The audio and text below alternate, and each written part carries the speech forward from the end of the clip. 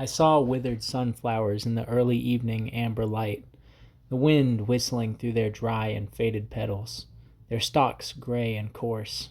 A rusty old tractor sat idly by, with flat tires on the yellow grass. Next to it was a big vintage metal sign, painted red and blue with peeling and rusted paint, lined with incandescent light bulbs flashing periodically, stating in black stencil letters, Halloween horror movie showing, double feature, Psycho and the Birds, 7 till 11 tonight. There was a dusty lot full of cars, with children and families moving around it. A decrepit snack shack in the back, decorated with movie posters that were once vibrant, but now washed out from sunlight after years of neglect. The smell of car exhaust and popcorn filled the air as I sat in my own car, waiting for the show to begin. My windows were down, my arm out in the air, feeling the cool breeze softly blow through my fingers. Some kids walked by me. College kids, a group of 5. They were talking loudly to one another. Y'all, I can't wait to go to the haunted house after this. I heard it's lame as fuck. Not even scary. Man, you wouldn't have a good time if old Susie Q sat on your face and cooked your breakfast. Shut up, man. I'm gonna have a good time. I just know it'll be kids stuff in there. They continued on, their conversation fading into the distance as they moved out of earshot. Unfortunately for myself, I was new to Leesville, not quite accustomed to the brash and backward way the locals were.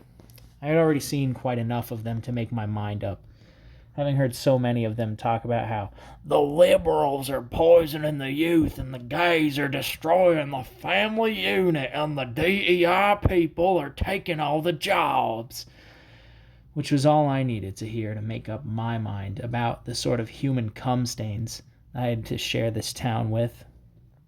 I had moved here from Mirror Beach about a year ago, and while there were plenty of uneducated cousin fuckers, what with it being in the Florida Panhandle, the crowd was mostly out in the sticks, and the people I shared that town with were at least subtler about their moronic beliefs. The whitewashed wooden boards that made the screen lit up soon after, playing a faintly visible advertisement about the local fairgrounds hosting a circus until mid-November. There were clowns and tigers and elephants, acrobats even. Then an old cartoon of an anthropomorphic popcorn bucket, soda cup, and box of candy danced across the screen singing, Let's All Go to the Lobby, played. Attention guests, the movie will be starting in 5 minutes. Go and get yourself a snack at the snack bar before the feature presentation. Thank y'all, God bless. I saw them walking around like a herd of pigs, with red hats and beer guts, greasy-skinned individuals, the women in their sundresses and flowing blouses that betrayed their less-than-ideal piggish figures. These animals I saw were oafish and boisterous, hooting and hollering as they milled about like cattle. I knew that something was on the horizon, a storm brewing. They couldn't see it, just like they couldn't see their own true reflections. But soon they would.